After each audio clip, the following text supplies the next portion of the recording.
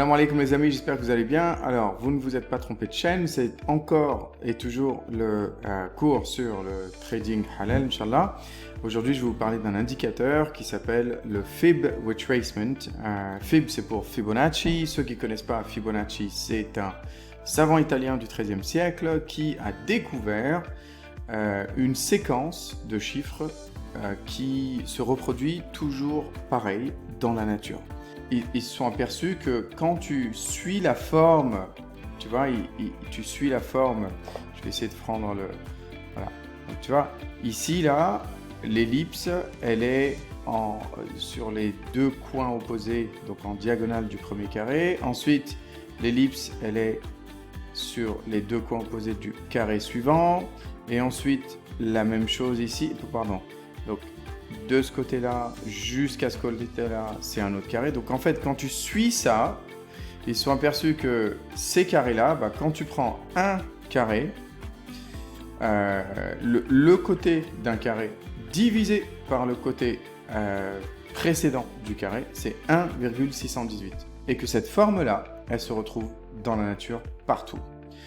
Donc en fait, lui, il a créé la séquence Fibonacci où en fait tu prends les deux chiffres, quand tu les additionnes, ça fait le troisième chiffre, donc les deux chiffres d'avant. Donc par exemple 1 plus 1 ça fait 2, 2 plus 1 ça fait 3, 2 plus 3 ça fait 5, etc. Et cette séquence fait que quand tu divises ce chiffre-là par celui d'avant ou n'importe lequel par le précédent, c'est encore 1,618. Donc dans les deux cas, c'est 1,618. C'est des choses qu'ils ont réussi à trouver dans plein de trucs, mais plein de trucs, que ce soit des galaxies, les plantes, en fait dans plein de trucs, même l'ADN, ils ont réalisé que un beau visage, c'était un visage qui suivait pratiquement parfaitement la séquence Fibonacci. Donc c'est quelque chose, subhanallah, qui est partout, comme si c'était la base du design de toute vie, de toute création, subhanallah, comme si, wallahu a'lam. En tout cas, ils se sont dit, les traders, ils se sont dit, ça se trouve, on peut faire la même chose dans les courbes. Si c'est un petit peu au bon vouloir des émotions, des humains, etc., est-ce qu'on peut tracer des courbes de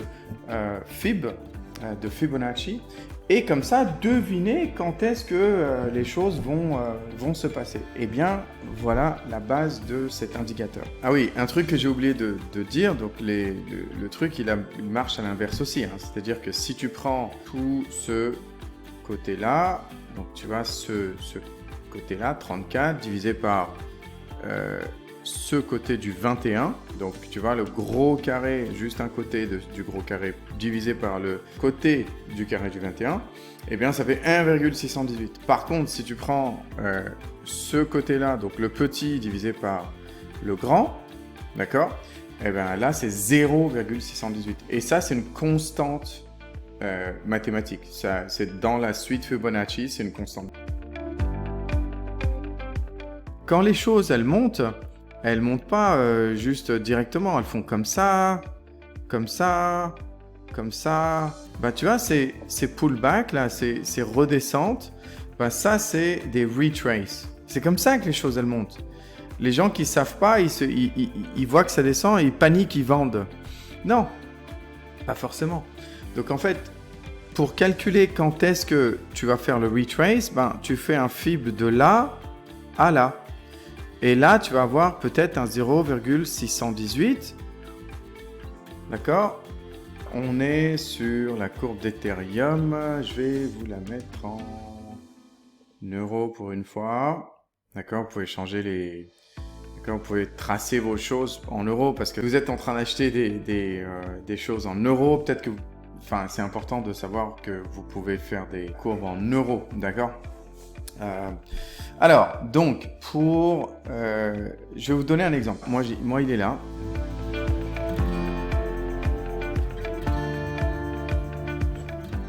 Donc, je clique une fois dessus.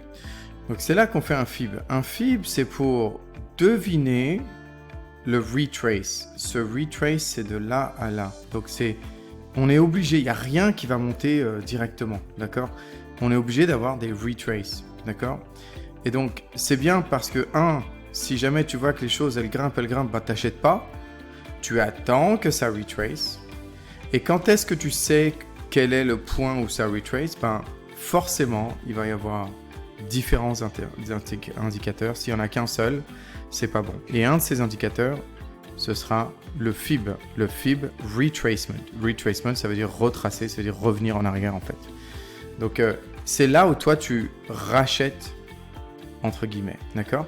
C'est là où tu te dis, tiens, bah, si j'ai raté la montée ici, je vais attendre que ça retrace et c'est à ce moment-là que tu rachètes parce que c'est à ce moment-là que les probabilités, elles dictent un rebond. D'accord?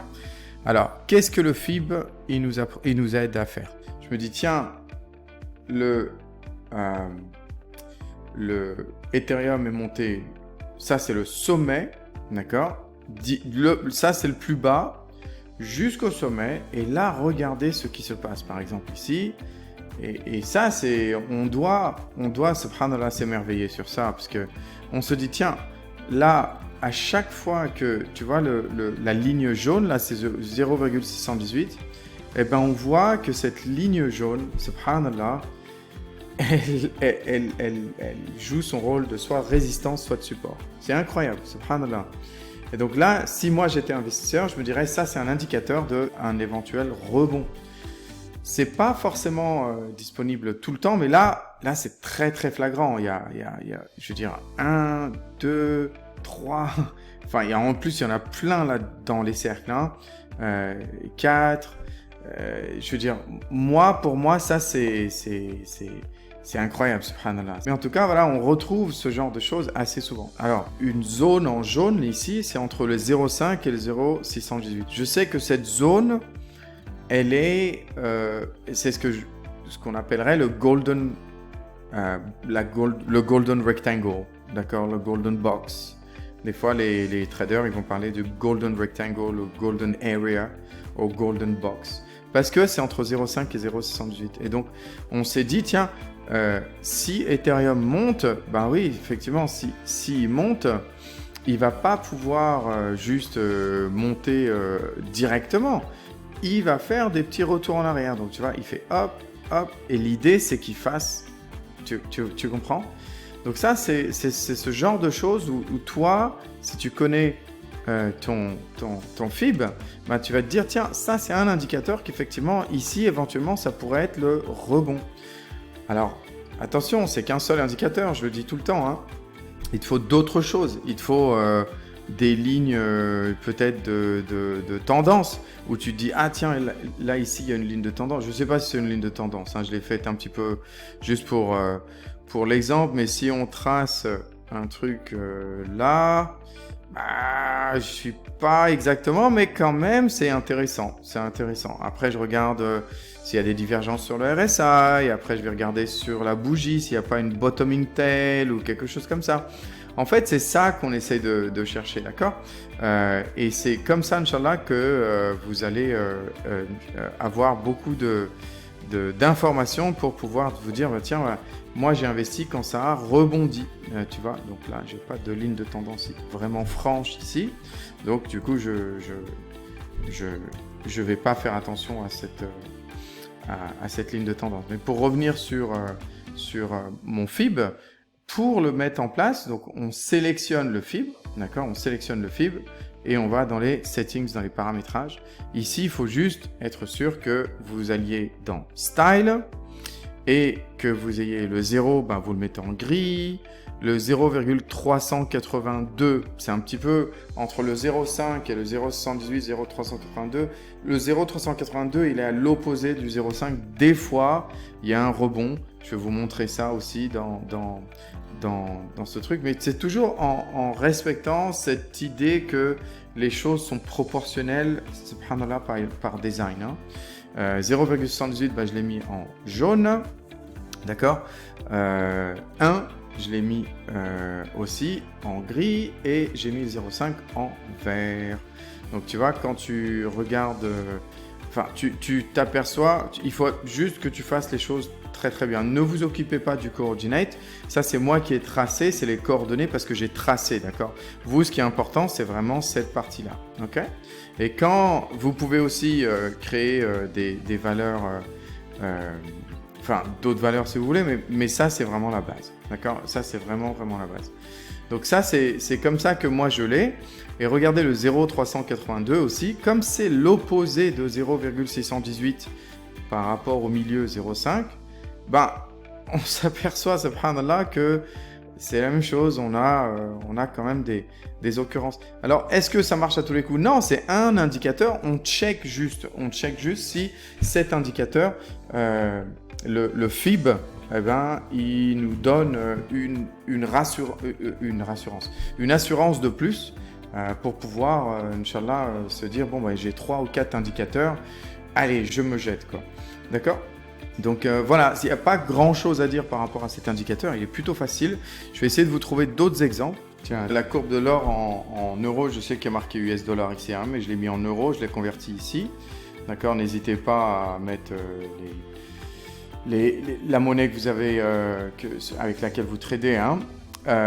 Mais pour ça, on va voir si tu vas... Ici, je ne vais pas forcément mettre au plus bas tout de suite. Je vais mettre ce bas-là avec ce haut-là, par exemple. Imaginons que je suis arrivé ici. Et je me dis, est-ce qu'il y a... Bah, là, tu vois, j'aime bien parce que c'est vraiment très, très clair. Je me dis, regarde, il y a vraiment... Si je prends ce haut-là, hein, d'accord, avec ce bas-là, on voit ici, tu vois, tout ça là, ici, on voit vraiment qu'il y a un blocage ici. Et si on étire, on va arriver ici, sur le 0,382. Tu vois ce que je veux dire? Pareil pour le 0,78, on voit qu'ici, il y a vraiment un blocage sur le 0,78. On voit que ça a été revisité ici. Donc, c'est sur l'or, par exemple, qui est tradé dans le monde entier, où personne ne peut contrôler quoi que ce soit. Enfin, les gouvernements ont plus de puissance, mais il faut vraiment qu'ils soient tous coordonnés, ou beaucoup soient coordonnés pour que ça affecte le prix de l'or. Donc en gros, il n'y a pas beaucoup de manipulation. Ben, on voit que le FIB, il est plutôt pas mal ici. On va essayer Tiens, je vais essayer de faire ça jusque là, jusque ce top là. Et encore une fois, on voit que le FIB, il marche bien, quoi. Hein, d'accord, donc voilà, c'est un peu ce que je voulais vous montrer un petit peu avec le FIB. C'est pas mal pour voir et deviner des lignes de tendance. Où est-ce que ça... Donc si, par exemple, si jamais l'or, d'un seul coup, il y a un gros crash boursier, alors vous savez que quand il y a un crash boursier, les gens vendent tout. Donc, ils vendent aussi l'or, d'accord? Parce que ils empruntent de l'argent pour trader, ne le faites jamais. Et du coup, pour rembourser leurs dettes, ils doivent vendre tout ce qu'ils ont. Donc, l'or chute aussi dans un crash boursier. C'est quelque chose qui n'est pas forcément connu par tout le monde. Et moi, si jamais, par exemple, ici, il commençait à y avoir un crash, eh ben, je commencerai à tracer mes FIB et je me dirais, bon, ben voilà, ici, à 1748, 1579, ça, c'est des niveaux où je me dis, éventuellement, il y aurait un rebond. Voilà, les amis, je vous laisse avec ça. J'espère que ça vous aide un petit peu et à bientôt. Assalamu alaikum.